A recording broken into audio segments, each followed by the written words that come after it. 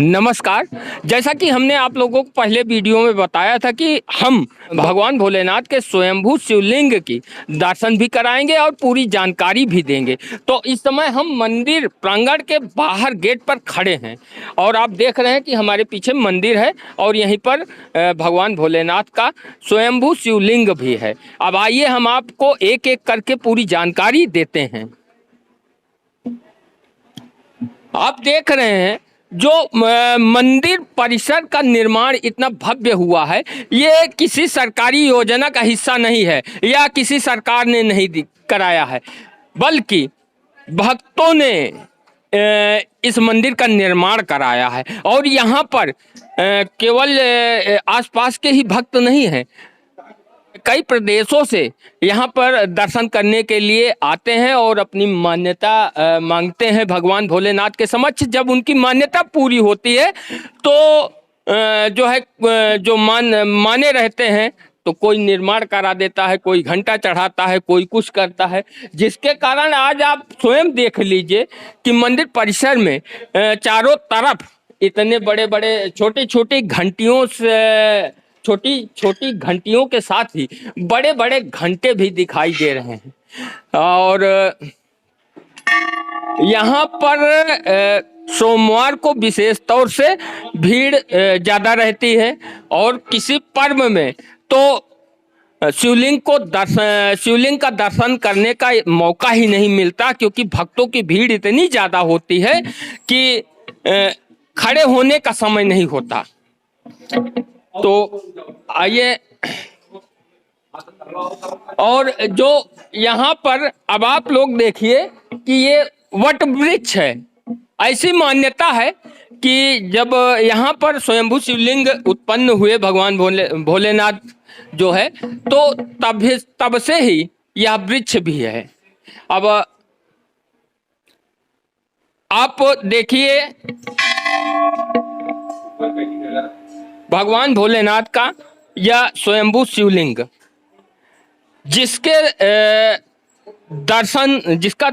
जिनका दर्शन करने के लिए दूर दूर से लोग आते हैं और इनका दर्शन करते हैं। और लोगों के दुख भी दूर होते हैं, तकलीफें भी दूर होती हैं, क्योंकि यहाँ पर जो व्यवस्था है और जो निर्माण हुआ है, हर जगह जो घंटे टंगे हैं, ये उन श्रद्धालुओं का है जो अपनी तकलीफें लेकर भगवान भोलेनाथ के पास आए और उनका कष्ट जब दूर हुआ तो उन्होंने जो है यहाँ पर निर्माण कराया, घंटे टांगे, जिसकी जो स्वेच्छा है, स्वेच्छा के अनुसार उन्होंने दान पुण्य किया है, जिसके कारण आज ये मंदिर भव्य रूप ले चुका है। अब पंडित जी आए हमारे साथ बातचीत करने के लिए और जानकारी के लिए हैं यहाँ के जो पुजारी जी हैं, तो अब हम इनसे जो है जानेंगे। आपका स्वागत है हमारे चैनल पे। जी विजय, मेरा नाम विजय शंकर गिरी जी। तो गिरी जी थोड़ा ऐसे आए, क्योंकि आइए तो ये बताएं कि यहाँ पे जो मान्यता है इनकी शिवलिंग की, कैसे क्या है, कथा पूरी थोड़ा विस्तार से बताएं। जी, जब सतयुग में भागीरथी अपने पूर्वजों को तारने के लिए गंगा जी को लेके जा रहे थे जी। तो यहाँ से करेटी करीब 3-4 किलोमीटर दूर वहाँ जानवी ऋषि तपस्या कर रहे थे। अच्छा, अभी हमको जानकारी मिली कि आप करेटी बता रहे हैं जौ ऋषि का। जौ ऋषि का। जानवी तो गंगा जी का नाम यहाँ, क्योंकि जंगा से चीर रहा था। तो यहाँ से लगभग 10 किलोमीटर कुबरी घाट है कड़े में, तो वहाँ पे जो है बताया तो जी, वहाँ उनकी तपस्या भंग कर दिए, तब उन्होंने गंगा जी को शराब दे दिए और उनको पी गए। तो उसके बाद में फिर जब भागीरथी यहाँ से गए देखे तो गंगा जी थी नहीं, उनसे सारी बात पूछी तो उन्होंने बताया, फिर भगवान को बोले कि यहाँ बुलाया जाए, तो भगवान को यहाँ प्रकट किए, उसके बाद पूजा किए, उसके बाद आगे लेके गए। तो आप जैसा देख रहे हैं कि ये मतलब न तो भगवान भोलेनाथ के इन मतलब शिवलिंग की किसी ने स्थापना नहीं की और न ही इनकी आज तक प्राण प्रतिष्ठा हुई। उसका कारण ये है कि ये स्वयंभू शिवलिंग खुद से उत्पन्न हुए हैं, स्वयं से। वो हमारे ट्रस्ट के सचिव हाँ। और मंदिर के प्रबंध तंत्र में आप भी आइए, दोनों लोग आ जाइए, एक दूसरे को इशारा मत करिए। चलिए इधर जाइए आप इधर आइए।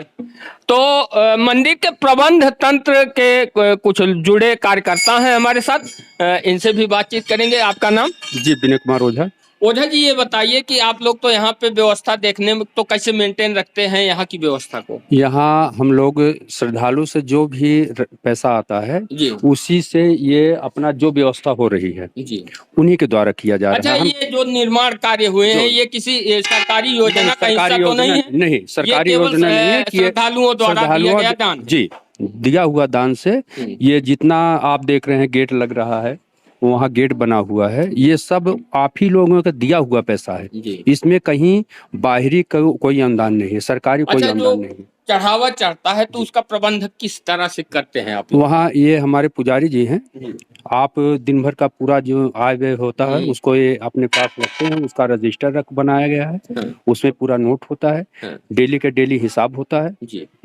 और उसी हिसाब के यानी पैसा जब इकट्ठा होता है वही पैसा इकट्ठा करके हम लोग कोई निर्माण करा देते हैं। आइए आप भी भाई साहब, ऐसे आए, बताइए आपका नाम? जुगनू विश्वकर्मा। तो विश्वकर्मा जी, आप भी यहाँ पे मंदिर के प्रबंध तंत्र से जुड़े हैं, तो किस तरह से व्यवस्था मेंटेन रखते हैं? जी, यहाँ पे तो सर्वप्रथम हम इस पवित्र भूमि में आप सभी चैनल भाइयों का हार्दिक स्वागत, वंदन, अभिनंदन करते हैं धन्यवाद कि आप बाबा भोलेनाथ के दरबार में आए अपना कीमती समय निकाल के। यहाँ पे इस ट्रस्ट के संरक्षक परम आदरणीय माननीय राजा भैया जी के संरक्षक तत्व में हम सभी कार्यकर्ता काम करते हैं और ऐसा हमारी लोगों की पूर्ण रूप से आशा रहती है कि कोई भी श्रद्धालु यहाँ से जो है खुशी होकर जाए, निराश होकर ना जाए। और हम लोग की ही हमेशा बाबा भोलेनाथ से मनाते हैं कि मनोकामना करते हैं कि सभी श्रद्धालुओं का जो आए उसका कल्याण हो और मनोकामना पूर्ण हो। अच्छा, एक बात ये बताएं कि जब जैसे विशेष पर्व होते हैं तो जो भीड़ होती है, तो जैसे लोग वाहन से आते हैं तो उन वाहन को नियंत्रित कैसे किया जाता है, कैसे क्या व्यवस्था है, उसके लिए क्या होता है? यहाँ पर कई वर्षों करीब जब से माननीय राजा भैया 1993 से विधायक बने हैं, माननीय राजा भैया युद्ध ब्रिगेड की ओर से सभी कार्य यहाँ किए जाते हैं। मेला में दोनों तरफ निःशुल्क साइकिल स्टैंड चलता है, निःशुल्क स्वास्थ्य की व्यवस्था होती है, नौका बचाव दल रहता है कि कोई श्रद्धालु गंगा में डूबे ना, उनके लिए व्यवस्था की जाती है। माननीय राजा भैया के युद्ध ब्रिगेड के सैकड़ों कार्यकर्ता यहाँ पर स्वयं सेवक रूप में काम करते हैं, हर जगह पे रहते हैं, पुलिस प्रशासन भी रहती है और मंदिर ट्रस्ट के भी कार्यकर्ता रहते हैं। हम लोगों की यही आशा रहती है कि कोई भी श्रद्धालु बाबा भोलेनाथ के इस पवित्र भूमि से निराश होकर न जाए, हम लोगों से खुशी होकर ही जाए हम लोगों से। अच्छा, एक चीज ये था कि अभी जो है वो 13 शिवरात्रि का जो पर्व था उस समय हम यहाँ पर आए थे वीडियो बनाने के लिए, लेकिन इतनी ज्यादा भीड़ थी कि पैर रखने के लिए जगह नहीं थी। तो एक चीज तो हमेशा, क्योंकि हमारा घर भी यही कुंडा विधानसभा है, तो एक बात हमने हमेशा देखी शुरुआत से ही कि जहाँ पे जो वाहन की स्टैंड की व्यवस्था है वो राजा भैया के द्वारा उनके कार्यकर्ता संचालित करते हैं और निःशुल्क सेवा उपलब्ध कराते हैं। और भीड़ में राजा भैया जो यहाँ के स्थानीय विधायक हैं, कुंडा से विधायक हैं, तो उनके कार्यकर्ता मौजूद रहते हैं कि किसी प्रकार यहाँ पर अव्यवस्था न फैल सके।